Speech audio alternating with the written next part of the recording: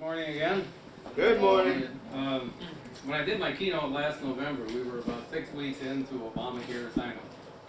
And now that's over. It ended March 31st. So it's like, so now what? What happens now? And that's what I'm going to focus on this morning.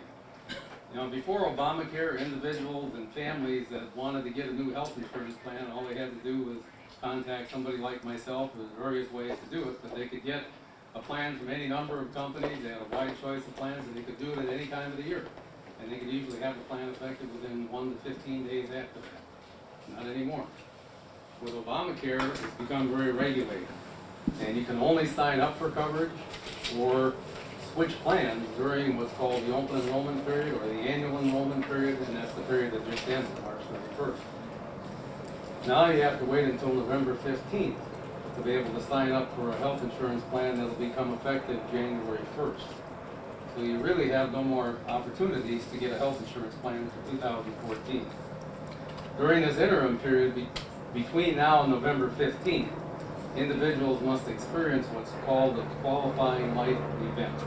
Sounds like a government term, but it's a qualifying life event to be eligible to enroll in an Obamacare plan at any time during the rest of the year. To understand how that works, I handed out a 2-page handout. If you'll refer to that, it should be on the table. I didn't have enough to put at every seat, so there's not one in your seat. There's an empty chair, just grab it. There should be enough to go around, because I made 25. I'm really only going to focus on the left-hand column on the sheet. It's something you can take with you. But this is the most comprehensive list I've been able to find of qualifying life events. These are things that if they happen to you, you are then eligible to enroll for an Obamacare plan anytime during the rest of the year. If none of these happen to you, you're out of luck, okay, until the end of the year. Life events include birth or adoption or marriage, loss of employer-sponsored health insurance for one of those reasons that are listed, loss of coverage for a dependent child, that would be when he turns 26, he or she, exhaustion of COBRA, loss of eligibility for Medicaid or CHIP, which would typically be for a child, and that usually will occur when the parent's income gets to a point where they're no longer qualified for Medicaid. The divorce or legal separation will do it. Loss of retiree coverage due to a former employer filing for bankruptcy will also qualify you. Death of a policyholder, obviously that'll do it. If you incur a claim that meets, on the backside, or the next page, you incur a claim that meets or exceeds the lifetime limit on your current policy. Some of the old policies had lifetime limits of $500,000 or $1 million. If you got into a situation where you blew through that, then you'd be able to get a new plan. If you gain status as a citizen, or if you get out of jail, you're no longer incarcerated, that's a qualifying event. If you lose coverage due to a permanent move, now this typically would be from one state to another, but it could be within the state, especially in the case of Virginia. If your plan is due for renewal outside of open enrollment, this is a situation where anybody that has one of the old health insurance plans, unless they're grandfathered, they're all going to renew and expire sometime during this year. At that point, when that happens, you're eligible to get a new plan. I'm actually having lunch today with a lady who's a client of mine. Her plan renews and is canceled May 1st. So she's going to be getting a new plan. She's going to qualify again. Okay? And then the last one is basically a significant change in income that either qualifies you for a subsidy or qualifies you to lose your subsidy, either way. So those are the qualifying life events. It's a good handout to keep in case you run across somebody or maybe your own situation, and find out whether you have one or don't. The other second column, you notice, is all 60 days.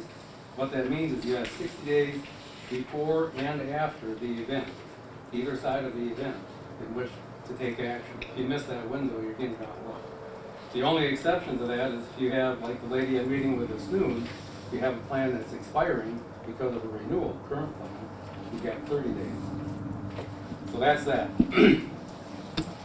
Does anybody know why you have to have an open enrollment period?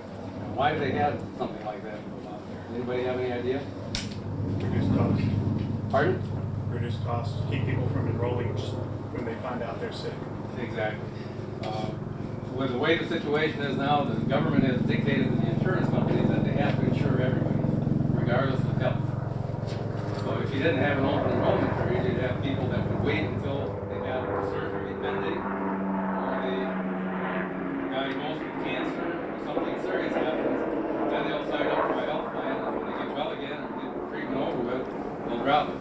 to pay for the insurance all the time.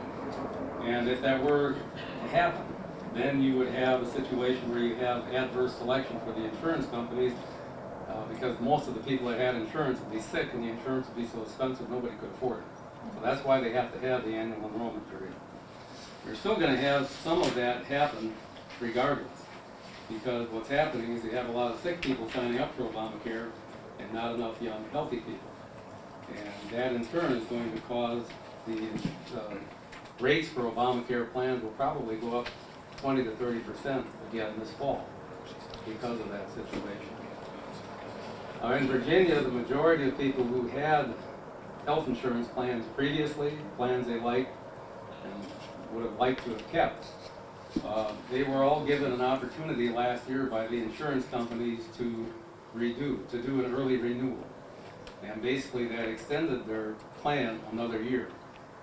But this December, all of those plans, if not before, all of those plans are going to renew and cancel.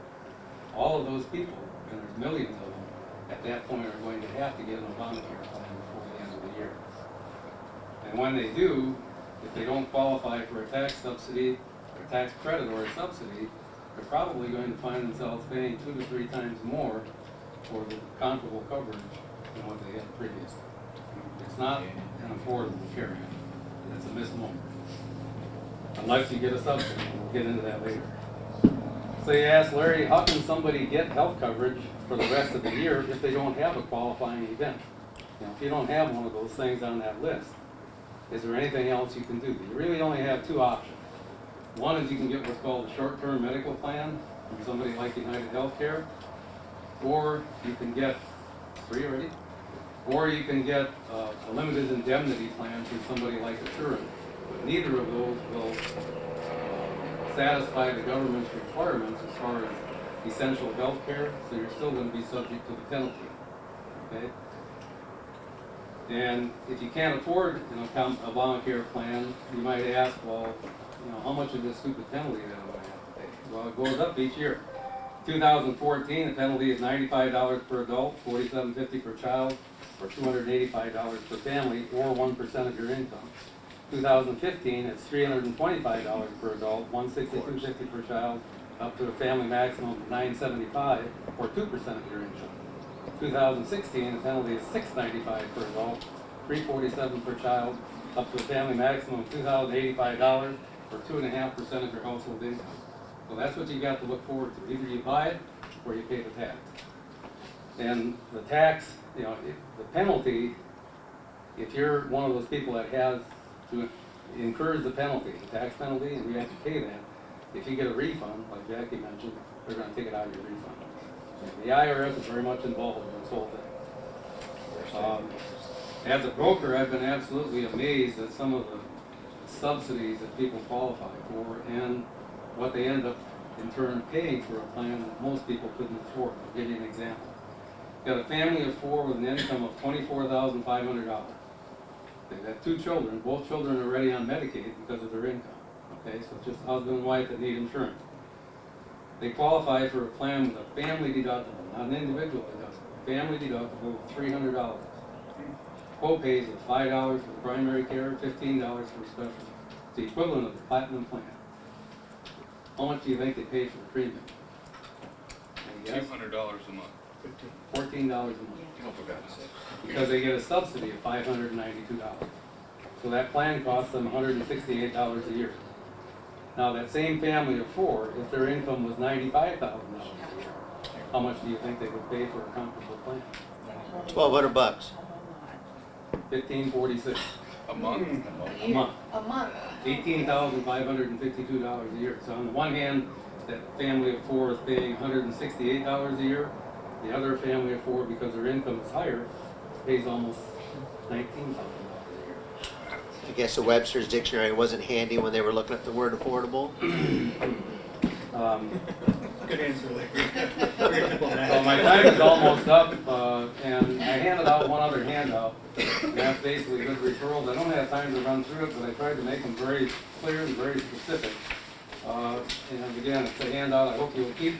And those are several of them in the beginning are related to health insurance, but it also mentions term life insurance, long-term care insurance, and Medicare supplements. Those are three other areas besides health insurance that I really want to develop more business in and help people.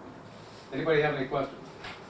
Would it be, is it allowed for you to keep your current plan past next December and pay the tax penalty instead of paying the? All the current plans, if you had a plan from Anthem or Care First or whoever, one of the old-fashioned plans, you were able to get a 1-year extension. Once that extension is up, that plan is gone. It's, unless something changes. I mean, every day when Obama gets up, he comes up with a new change to the plan. But, some of those things that he comes up with, the insurance companies can't do. I mean, they can't turn on a dime and make things different. But to answer your question, no. When that plan renews this year, it's gone. You have to get an ObamaCare plan or pay the penalty. Last question. My wife, my son and I are all on Federal Blue Cross Blue Shield, and we were told that we don't have to worry about switching or anything at all. No, I don't think it will.